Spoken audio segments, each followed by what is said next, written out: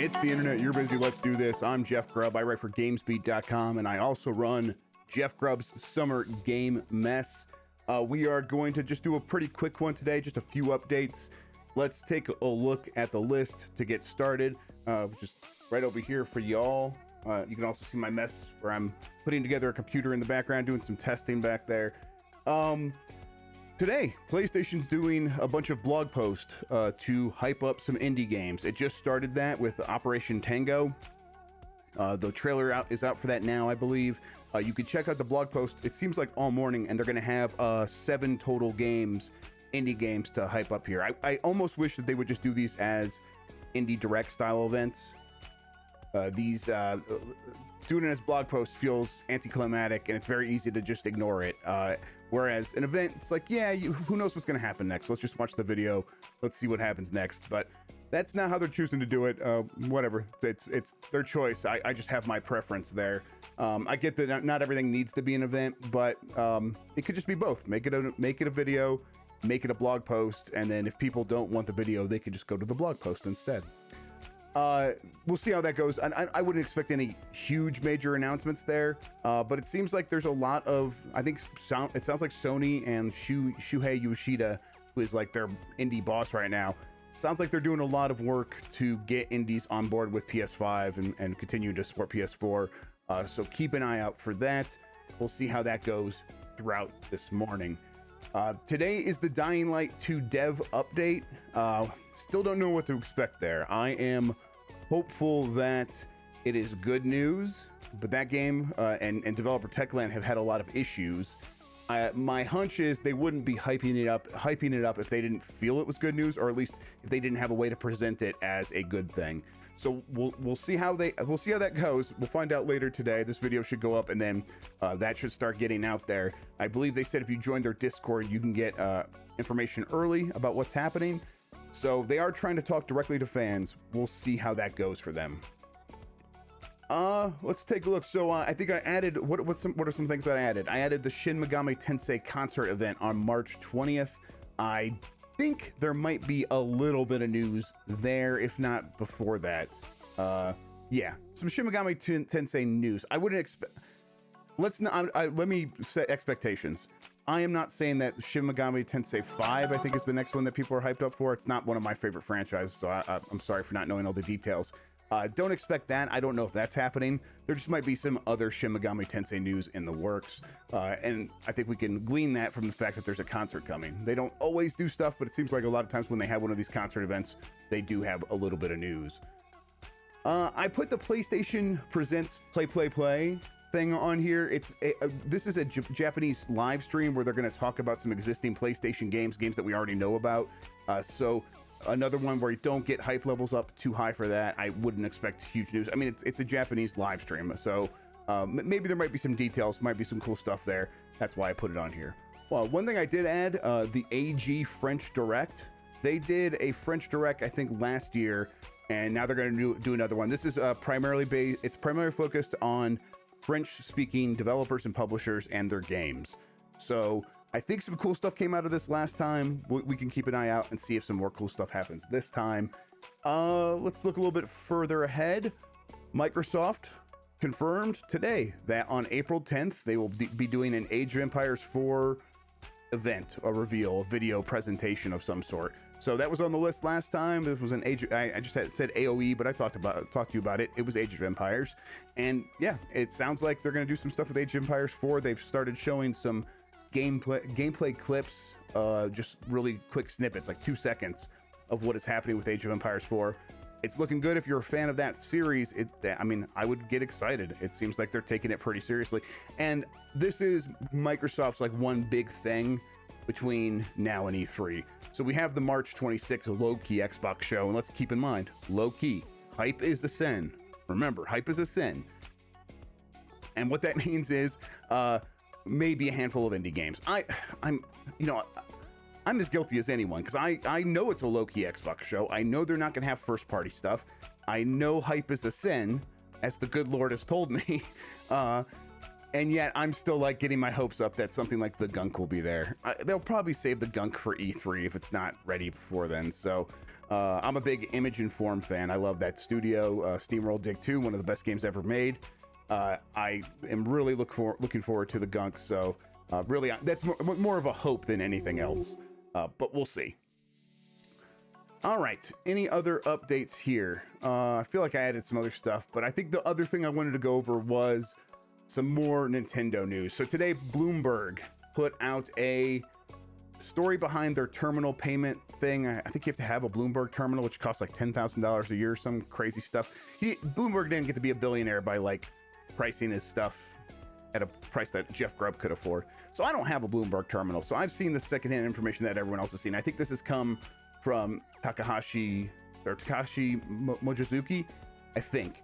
When I see it, it's just linked to Takashi. So I think that's who wrote that. And he's the reporter, the journalist who has been consistently coming through with these Nintendo Switch Pro reports. And he had the last one in Bloomberg. Now he has this new one behind the paywall. I'm not gonna like read verbatim or anything from the story because it is behind a paywall and I want to respect that. But I think the interesting thing to talk about is these few bullet points. It is still coming holiday 2021, according to the story. I think that seems likely. Let me go through the bullet points and then we'll talk about why. It's likely going to cost more because Nintendo is forecasting hardware sales up about 15 to 20%. And basically that's on average sales price. So if you're selling at a higher average sales price, how do you do that? Well, you got to sell it for more. That's just arithmetic, people. They reiterate the long-standing rumor that Zelda Breath of the Wild 2 will be a kind of a launch game for this new revision of the Nintendo Switch. And then finally, performance is in line with PS4 and Xbox One, and even the PS4 Pro and Xbox One X. It may be eyeing is how it's phrased here. And again, this is secondhand information, so I apologize if that's not exactly how Mochizuki put it in his report. So I want to talk about this because I think it is worth going over and why I think this is realistic. Nintendo likely almost stumbled into this extra power. They are in a situation now where the Tegra X1 chip that is in the Switch was kind of already old when they put it in there. They're working with NVIDIA. NVIDIA is likely always sort of coming up with new ideas for the follow-up Tegra, for the next iteration of the Tegra SoC. And things likely just lined up to the point where NVIDIA is anxious to move on to a new Tegra. They also want to get DLSS into consoles because that benefits their GPU business, because the more developers that support DLSS, which is their AI upscaling technology, the more people that support that, the more likely it is that that becomes an industry standard. And it helps them fight against whatever AMD ends up doing with Super Resolution, which is their eventual competitor that we haven't actually seen yet. So NVIDIA likely wants to move Nintendo on to a new SoC. And to me, that seems like the most likely scenario. So what are the reasons to doubt that a Switch Pro would be eyeing the power of a PS4 Pro or an Xbox One X? Well, obviously we know Nintendo doesn't chase power. They're not the they've typically skirt away from that, and it has benefited them in the past. They focus on cost, efficiency, battery life, things like that. But it seems likely that if they were in a situation where they're looking to refresh a console, which is something Nintendo is always looking to do, they've had a lot of success with this in the past with Game Boy Color and Game Boy Advance SP, Nintendo DSi, the new 3DS, all these things helped boost sales. So it's a strategy Nintendo was always going to go to. So if Nintendo's eyeing that strategy once again, and NVIDIA at that same time is like, okay, well, we have a new SoC that we could build for you on a new process, an 8 nanometer process from Samsung, and with a new architecture that is seriously more efficient with Ampere, maybe Ampere, could be Turing, but I think the more likely thing is the 8 nanometer process, I think. That would sort of just, like I said, cause Nintendo to stumble into this power, because if that is the SoC that is the easiest for NVIDIA to make right now, or the one that they want to make because of all these other mitigating factors, like DLSS, and just there's no capacity anywhere, so you might as well just go for more power because it's all going to be expensive if you try to get capacity on these fabrication lines. If that is if that's the case, Nintendo just kind of stumbled us, because all of that extra efficiency that you get from the 8nm process, which is a seriously more power efficient than the 14nm process it was on. I think it was before that was on a 16nm process from TSMC. That alone is going to give them huge boosts in power, because Nintendo was holding back the Tegra X1 that's in the Switch revision already, the battery revision, the red box Switch, and the Switch Lite, because it's more focused on like noise and fans and the power draw and things like that.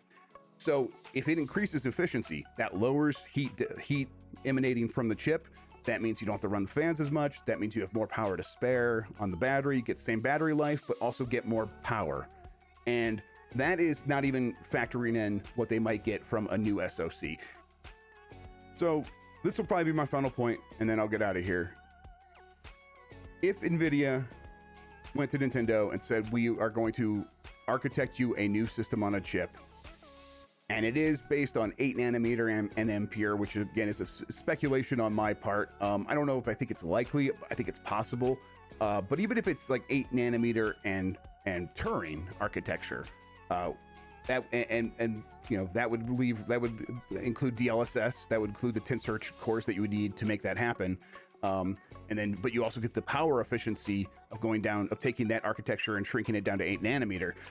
Even if like that's all NVIDIA was doing, it would be difficult to do that and not make a system on a chip that is significantly more powerful than the Xbox One and the PS4. We know those systems were underpowered when they came out. We will likely see that just the natural evolution of things, the efficiency of the new chips, when they are really going, especially in docked mode, when they can power up the fans and everything and really turn up the clocks. I think it's going to be pretty easy to surpass the Xbox One and PS4. And then when that's the case, Nintendo's going to be in a pretty good position. I think the bigger question here to me is, if this is kind of what they ended up with just naturally, does that lead Nintendo down a path of longer generations with more iterations, something along the lines of more like a smartphone or tablet mentality?